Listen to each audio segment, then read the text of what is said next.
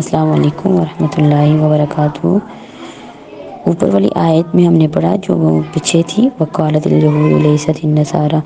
یہ عیسائی یہودی بھی آپس میں لڑا کرتے تھے، لڑائی کیا کرتے تھے، اختلافات تھے ان کے۔ عیسائی کہتے تھے کہ عیسائیوں نے جنت میں جانا ہے، یہودیوں نے نہیں جانا۔ یہودی کہتے تھے کہ ہم نے جنت میں جانا ہے، عیسائیوں نے نہیں جانا۔ حالانکہ دونوں کتاب پڑھتے تھے، ان کی کتاب میں دوسرے اپنے سے پہلے نبی کی یا بعد میں آنے والے نبی کی تصدیق موجود تھی، مگر صرف حسد تعصب کی بنا پر ایک دوسرے کے بارے میں یہ کہا کرتے تھے۔ تو وہ اللہ تعالیٰ کہہ رہے ہیں وَمَنْ أَظْلَمُ مِمَّنْ مَنَعَ مَسَاجِدَ اللَّهِ، کون شخص زیادہ ظالم ہو سکتا ہے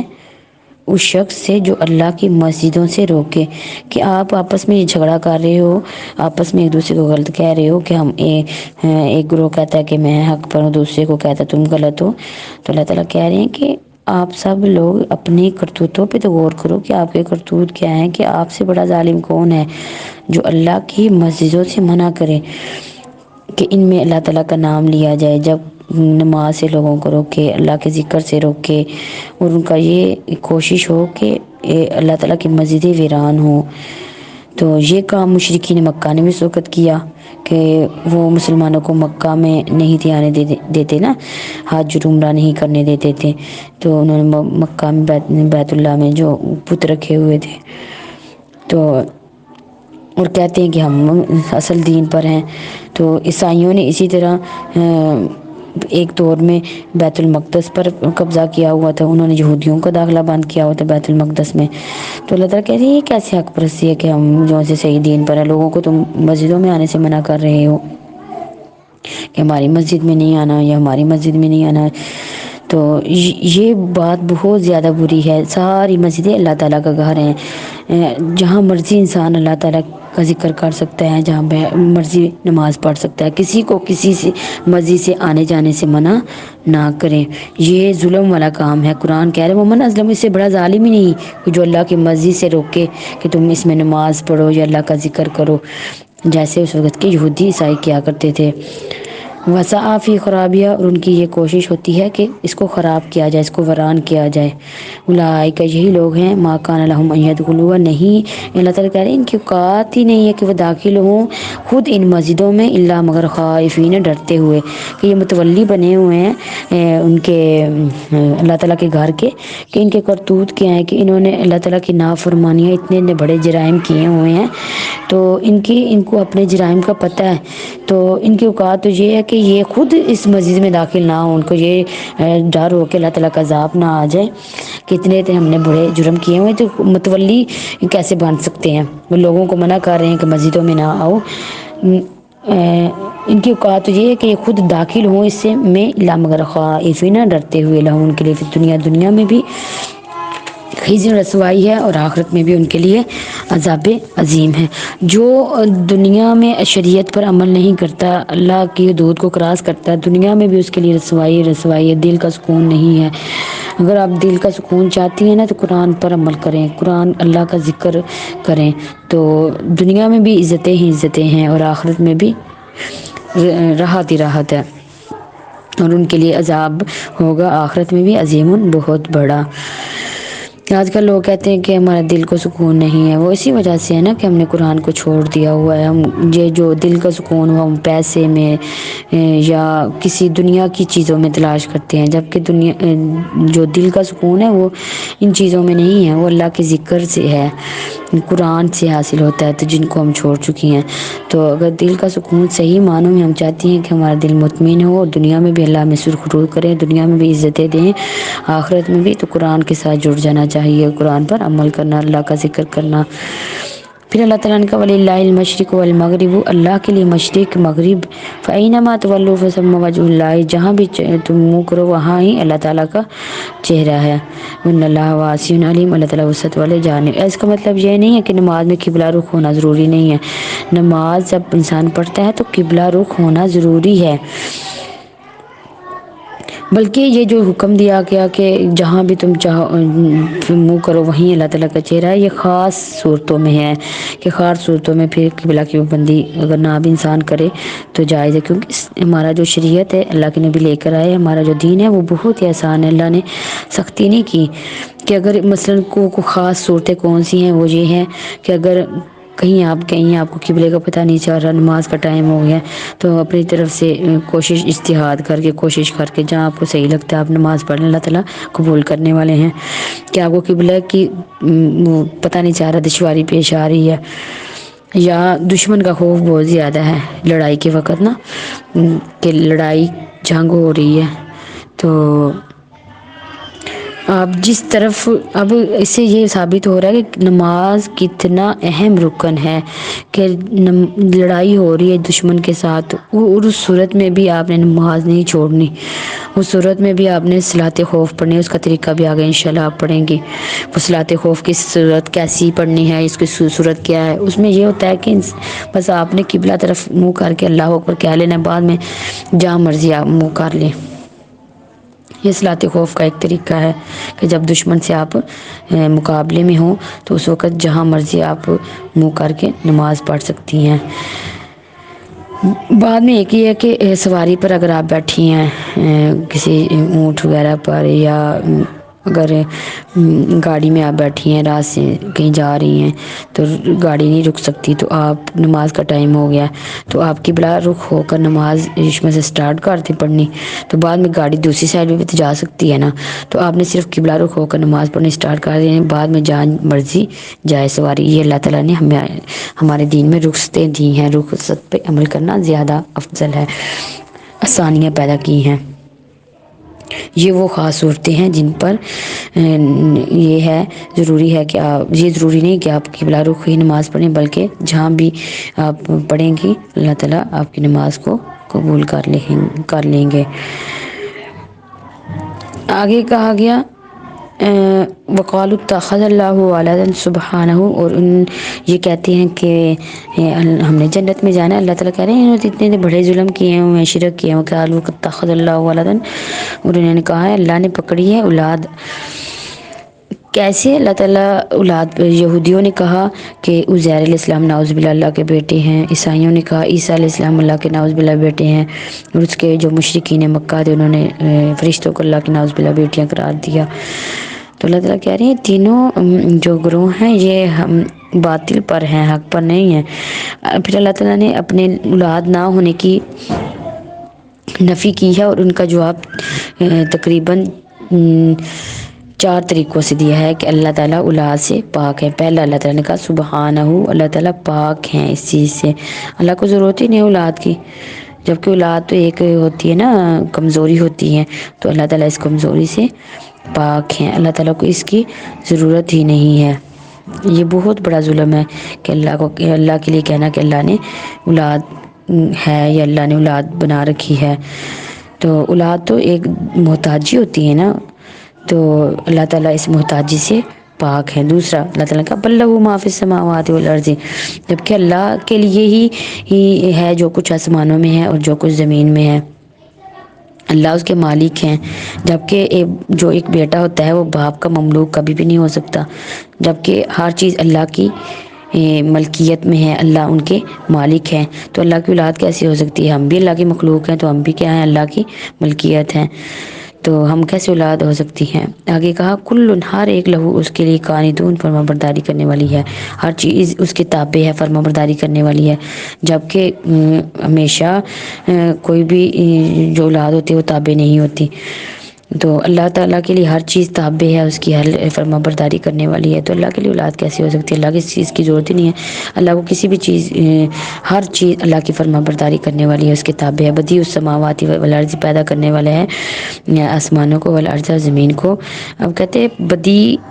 خالق کا مطلب ہی پیدا کرنا ہوتا ہے، لیکن ادھر بدیع کا مطلب ہی پیدا کرنا ہے، لیکن بدیع کہتے ہیں اس طرح کے پیدا کرنے کو کہ جس کا کوئی نمونہ نہیں ہوتا، بغیر نمونے کے کسی چیز کو پیدا کرنا.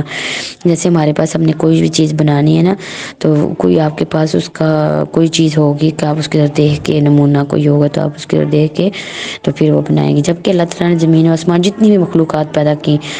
اس کا کوئی نمونہ نہیں تھا. پہلے اللہ نے ہر چیز کو بغیر نمونے کے پیدا کیا، آسمانوں کو، زمین کو بغیر نمونے کی، جتنی بھی اللہ کی مخلوقات ہیں. تو لہٰذا اللہ تعالیٰ نے اس چیز سے بھی نفی کی ہے. پھر اللہ تعالیٰ نے کہا کہ وَإِذَا قَضَىٰ أَمْرًا فَإِنَّمَا يَقُولُ لَهُ كُن فَيَكُونُ. جب بھی وہ کسی کام کا یا کسی بھی حکم کا فیصلہ کرتا ہے تو اس کو تو ضرورت نہیں نا ہوتی کہ وہ کوئی اس کے کام آئے یا اس کی ہیلپ کرے، جبکہ وہ کیا کہتا ہے، لہو اس کے لیے کن ہو جا فیکون، وہ ہو جاتا ہے. صرف لفظ کن اللہ تعالیٰ نے بولنا ہوتا ہے تو وہ کام ہو جاتا ہے اللہ کو. جبکہ اولاد کی ضرورت ہی نہیں ہے. اولاد تو ہوتا ہے نا کہ بڑھاپے میں کام آئے آپ کے، جبکہ اللہ تعالیٰ کے لیے ہر چیز اس کی فرما برداری کرنے والی ہے، اسی کی ملکیت ہے. جب اللہ نے کسی بھی چیز کا یا کام کا حکم فیصلہ کرنا ہوتا ہے تو اللہ تعالیٰ اس کے لیے کیا ہو جاتا ہے، زمین و آسمان بنائے، انسان بنائے، جتنی مخلوقات پیدا اللہ تعالیٰ کی، تو اللہ تعالیٰ نے صرف لفظ کن بولا کہ کن ہو جا، وہ کام ہو جاتا ہے کسی مشقت کے بنا، کوئی مشقت بھی نہیں کرنی پڑتی. تو اللہ تعالیٰ کو اولاد کی ضرورت نہیں ہے. ان ساری باتوں سے یہ ثابت ہو رہا ہے کہ اللہ تعالیٰ کی اولاد نہیں ہے، اور ان ظالموں نے اللہ تعالیٰ کی اولاد بنا لی ہے. وقال الذین، اور کہا ان لوگوں نے، لا یعلمون، جو نہیں جانتے تھے، مثل قولہم، ان کے قول کی مثل، جو جن کو علم نہیں تھا کہ لا یعلمون، جو نہیں جانتے تھے، لولا یکلمنا اللہ، کیوں نہیں کلام کرتے اللہ تعالیٰ ہم سے، اتاتی نہ آیا، یا ہمارے پاس کوئی آیت کیوں نہیں آتی. کہتے ہیں اس سے مراد جو عرب کے مشرک تھے، کافر تھے، انہوں نے اللہ کے نبی سے اس طرح کے مطالبات کیے کہ عہد پار سونے کا ہو جائے، یا ہمارے پاس اللہ تعالیٰ خود آئیں، ہم سے ہمیں کہیں، یا فرشتے ہمارے پاس آئیں. اس طرح کی انہوں نے نشانیاں، جب انسان نے نہ مانا ہو تو پھر بہانے بناتا ہے. تو انہوں نے بھی اس طرح کی باتیں کی کہ ہم نے تب تک ایمان نہیں لانا جب تک ہمیں یہ ساری نشانیاں جو دکھاؤ گے، تو پھر ہم نے ایمان لانا ہے. تو جس طرح اس سے پہلے یہودی عیسائیوں نے کہا، اللہ تعالیٰ کہہ رہے ہیں کذالک قال الذین من قبلہم مثل قولہم، اسی طرح ان لوگوں نے بھی کہا جو ان سے پہلے تھے، انہی کے قول کی مثل، یعنی کہ جیسے موسیٰ علیہ السلام کی قوم نے کہا کہ ہم نے اللہ تعالیٰ کو دیکھنا ہے، اسی طرح پیچھے انبیاء سے بھی ان کی قوم نے ایسے ہی مطالبے کیے. اس میں اللہ کے نبی کو تسلی دی جا رہی ہے کہ آپ گھبرائیں نہ، پریشان نہ ہو، چونکہ اللہ کے نبی پریشان ہو جایا کرتے تھے کہ یہ ایمان کیوں نہیں لا رہے، یا کیوں اس طرح کی چیزوں کا مطالبہ کرتے ہیں. تو اللہ تعالیٰ اپنے نبی کو تسلی دے رہے ہیں کہ اس سے پہلے بھی جو ظالموں نے اسی طرح اپنے نبی سے سوال کیے، ان کے دل آپس میں ملے ہوئے ہیں، نافرمانی میں، کفر میں، بغاوت میں. تو جو یقین جنہوں نے کرنا ہے تو ان کے لیے ہم نے کھول کر بیان کر دی، وہ یقین کر لیں گے. جنہوں نے نہیں ماننا، انہوں نے اس طرح کے مطالبات کرنے ہیں، اس طرح کے سوالات کرنے، لہٰذا آپ گھبرائیں نہ. انا ارسلناک بالحق بشیرا ونذیرا، ہم نے تو آپ کو صرف بھیجا ہے حق کے ساتھ کہ آپ خوشخبری دیں جو ایمان لاتے ہیں، اور ڈرائیں لوگوں کو کہ اگر آپ برے عمل کریں گے تو اللہ تعالیٰ آپ کے لیے جہنم تیار کی ہوئی ہے، یا عذاب، قبر کا عذاب ہوگا. اس طرح کہ آپ ڈرائیں. ہم نے آپ کا مقصد صرف خوشخبری دینا ہے اور ڈرانا ہے، تبلیغ کرنی ہے. آپ کا کام یہ نہیں کہ لوگوں کے ذہنوں میں گھول کر ڈالیں یا زبردستی کریں. قرآن میں آتا ہے لا اکراہ فی الدین، دین میں زبردستی نہیں ہے. اگر آپ زبردستی کریں گے کسی پر تو وہ وقتی طور پر ایمان آپ کی زبردستی کی وجہ سے لے آئے گا، لیکن اس کا دل مطمئن نہیں ہوگا.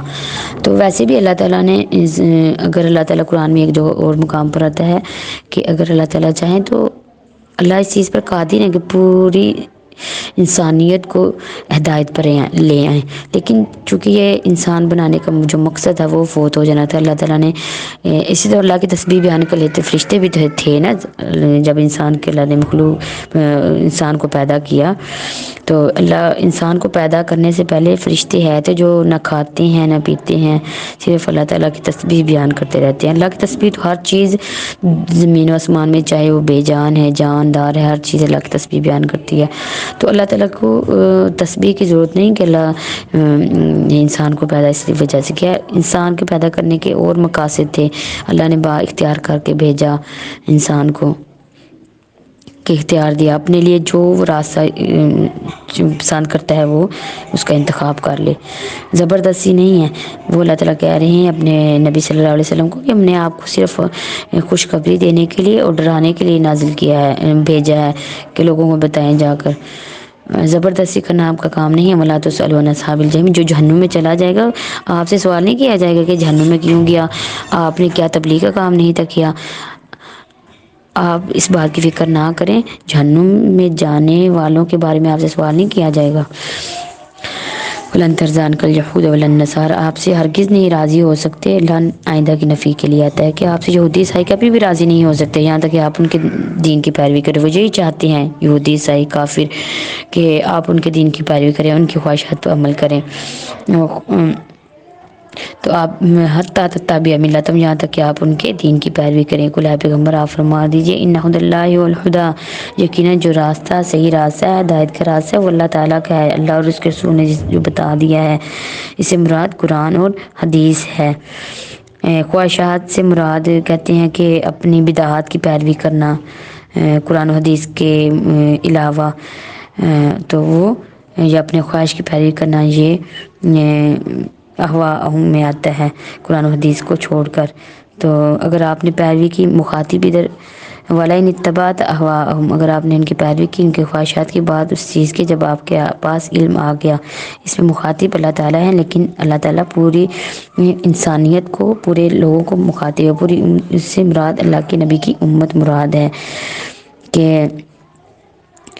اگر قرآن کے آ جانے کے بعد آپ نے تورات اور انجیل یعنی یہودی عیسائیوں کا دین ان کی پیروی کی، تو پھر آپ کے لیے نہیں اللہ تعالیٰ کے علاوہ کوئی دوست اور نہ کوئی مددگار، کہ اللہ تعالیٰ سے آپ کو کوئی نہیں بچا سکتا۔ اس سے ثابت یہ ہوا کہ قرآن کے آ جانے کے بعد ساری شریعتیں کیا ہیں، منسوخ ہو گئی ہیں، صرف قرآن اور جو اللہ کے نبی صلی اللہ علیہ وسلم کی صحیح احادیث ہیں ان پر عمل کرنا اب ہمارے لیے واجب ہے۔ اس کے علاوہ کسی بھی دین کو ماننا یا اپنی خواہشات سے یا اپنی عقل سے کوئی دین بنا لینا کوئی بات، تو وہ اہواءہم میں آتی ہے۔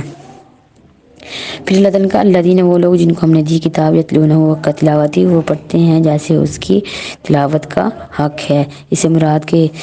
جو یہودی عیسائیوں میں کچھ اچھے لوگ بھی تھے، جیسے عبداللہ بن سلام اور ان کے ساتھی، یہ اسلام لے آئے تھے اللہ کے نبی صلی اللہ علیہ وسلم پر، کہ معلوم ہوا کہ تلاوت کو پڑھتے ہیں جیسے اس کے پڑھنے کا حق ہے۔ اس سے مراد کہ اس میں تحریف نہیں کرتے، اس کو چینج نہیں کرتے، ان کے احکامات پر عمل کرتے ہیں، اور اس سے مراد قرآن کی تلاوت سے بھی مراد یہی ہے۔ صرف یہ مراد نہیں ہے کہ ان کو ان کے مخارج اور حروف سے ادا کر دینا، بلکہ ان پر عمل کرنا، ان کو سمجھ کر پڑھنا، یہ حق تلاوتی ہی میں آتا ہے، جو ماشاءاللہ آپ کر رہی ہیں۔ اللہ تعالیٰ ہمیں اس میں کامیاب کرے، ہمارا پڑھنا پڑھانا قبول کرے، اور اللہ تعالیٰ اس قرآن کی وجہ سے ہمیں دنیا میں بھی عزت عطا فرمائے، قبر میں بھی اور حشر میں بھی۔ تو السلام علیکم ورحمۃ اللہ وبرکاتہ۔